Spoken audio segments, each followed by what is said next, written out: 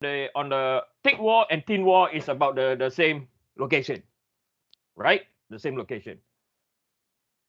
Now, what thickness do you take? Now, this is where the similarity comes. So the thickness on this side we take the thickness of this on the left hand side and also the what? The right hand side, right? So I call this this thickness TT, right? So the shear stress is equal to VQ over I TT. Okay, and then you have to multiply by 2 because there's a left and there's a right. Yes or no? Right? The first moment of area is also the same. Okay, so the first moment of area, I'm going to use a different color. Okay, so you have to consider all this area, okay, including the top flange, okay, all that area. Now you look at thin wall, it's also the same. This is where the similarities come in. Okay, so you have this also. Okay, so this entire area is to find for beta. So the formula, so the first one, so the second one is to look for beta. Okay, so the first one is alpha. This one is look for alpha, and tau beta is also to VQ over IT multiplied by 2. Okay, so this is my thickness over here. So this is what I call my T. Okay, so you realize that, oh, you guys can't see, my bad. I'm writing below now, right? So you guys see that the similarities, there are some similarities for thick wall and thin wall analysis for box beam. Okay, you guys can see that. You guys can compare and contrast what a similarity. And guess what? You all remember the 4 rules? Still apply. I repeat again, the 4 rules still apply. Okay. So at what point is a wall considered thick? Okay. So I will tell you. Okay. I will tell you. Okay. This is a thick wall analysis, and what is a thin wall analysis. I even will tell you. Okay. To test you out, I will say, okay, for this case, I want you to assume thin wall. Another case, I want to assume thick wall. Now, if you look at the textbook, okay, so if you look at the textbook, I'm trying to find the textbook now. Textbook. Where is the textbook? Where's my illegal version of the textbook now? 3A. Okay, so you guys can see the textbook. So I believe you all have downloaded the textbook somewhere. Okay. Right. So if you look at the last page of the textbook, is it index? Not the index. Hold on. Right. If you look at the index over here, right? So these are all we will start using this, by the way. Okay. So if we start our analysis on beams like this, okay, so I will tell you what beam to choose, or you have to select the beams, things like that. All these are known as thin wall analysis. Okay, so down here, all these, I mean, for the white flange. Now you all understand what's a white flange, yes or no? Okay, all these are all under thin wall analysis. Okay, I don't think we get to use things like that. Okay, it's usually the I that is the most commonly used. Okay, so all these are thin wall analysis. So go to your textbook. Okay, you can see what are thin walls, and all the information are all over there. Okay, now coming back to our lecture. So what you see down here, you see the similarities between box beam, between the thick wall and the thin wall. Okay, now the next one, I'm going to deal with white flange. Okay, so we're going to next look at white flange now. I'm going to take the white flange. I'm going to move it down here. Okay, so now you guys can see the white flange. Okay, now the white flange, we have to be careful. Okay, why we have to care? I mean, again, before I go on, there's something I forgot. Now, can anyone tell me what determines the thickness of the cross section for the box beam. What determines the thickness? Anyone? That is very distinct from thin wall and thick wall analysis. Okay, so how do we define, how do we know the direction of the thickness for thin wall? Anyone, please?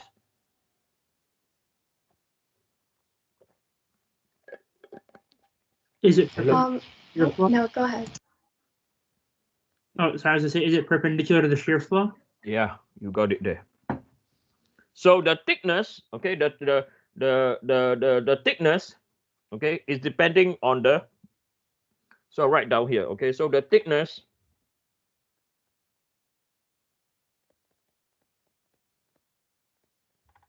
T, right, is dependent,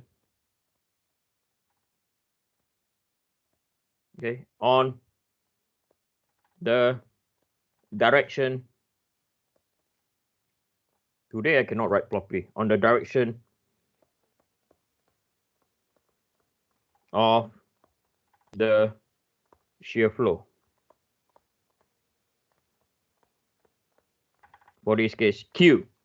Okay, so it's always going to be, so if this is your shear flow, right, this direction is going to be the thickness. Does that make sense? Yes or no? It's always going to be what? Perpendicular. If this is your Q, is your shear flow, right, the thickness direction is in the other way. So this is the what? Thickness, right? Makes sense, yes? Now, question for you. How about thick wall? What controls the thickness of the shear flow? Anyone? Would it be the parallel distance? Not really the parallel distance. It's going to be parallel. It's not a parallel. It's the perpendicular distance relative to the shear force. Let me elaborate. Okay, if this is your shear force, you can see right here. This is a shear force, right? So any distance perpendicular to to V, that is always your what? Your thickness, right? I'll give you an example. Let's say this is again the same structure. Okay, this is the same structure, right? Now, what if, and this will happen, by the way, this will happen. I'm going to tell you that. Okay, in 3 weeks' time, we're going to combine shear force and bending moment and torsion together, and this is going to happen. Okay, you will see if now the shear force is in the X direction, okay, and the other one is in the Y direction, right?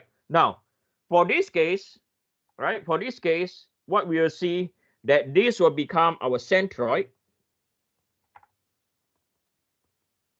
right? This is our centroid, right? And then where is our thickness now? This will be our what? This direction that is perpendicular to the shear force will be always to be our what? Thickness. Is that clear? Right?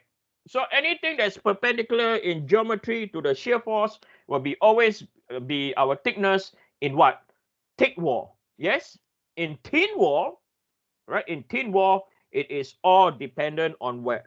All dependent on the shear flow Q. Okay, it's all dependent on Q. Okay, how the shear flow has been designed. Okay. So Eugene, Yes. Quick question. For the thick walled, is that multiple parts or is it solid body? For this case, we are just doing one part. So it's not like before when it's joined together. Okay, good one. Okay, but so this one is not like before before the last lecture before reading week. No, this is all one solid piece that has been extruded. Are we clear?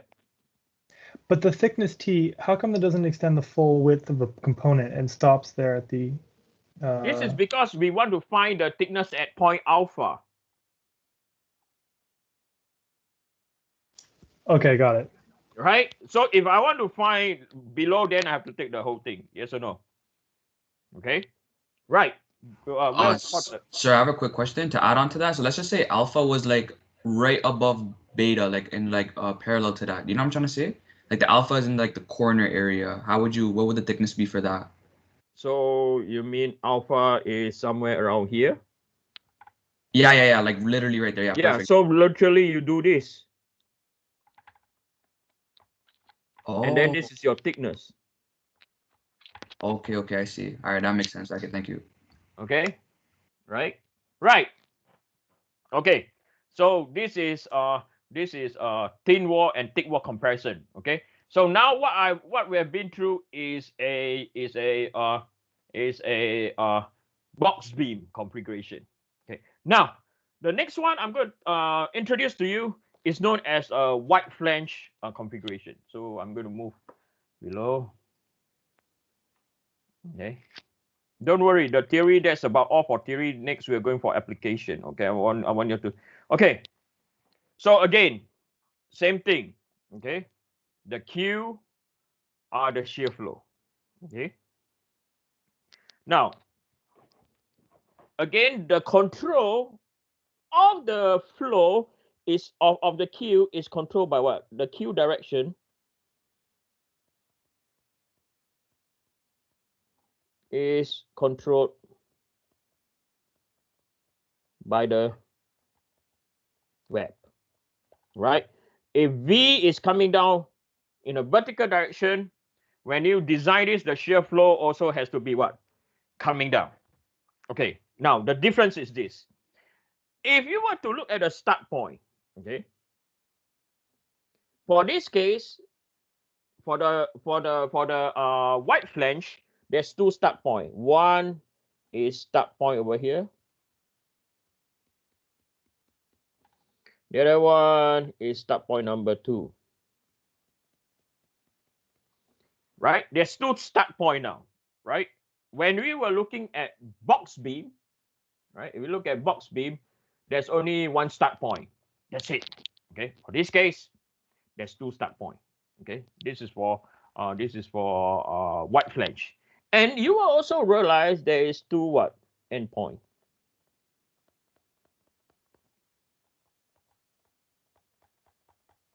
Okay, there's two endpoint. Okay. So now again the same. The thickness is all dependent on the same thing is T direction. Right, is perpendicular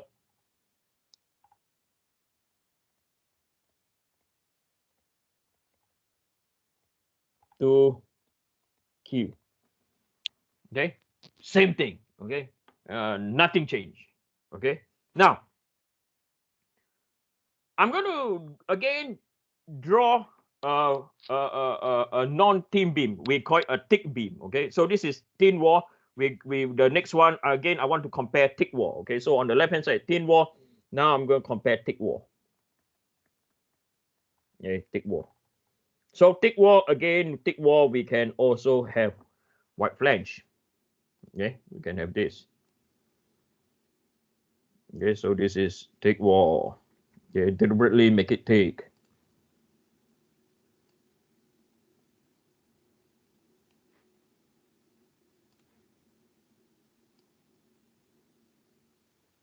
Okay, now if we now, okay, let's say now I want to find the shear flow or the shear stress at point alpha over here for thick wall, right? So for thick wall, if I want to find the shear stress at that point, right? So what we tend to do is we apply the 4 rules, right? So we will say, okay, if I'm going to find there, the area will stop down here, right? So this is the area that we are going to consider, right? And then this is the thickness. Okay, this is T. Thick wall, come on, Eugene. Thick wall, come on. Today you can't spell, right? That's the thickness that we're going to take. Okay. Okay, that's the thickness that we're going to take. Now, for thin wall, What if you want to find alpha?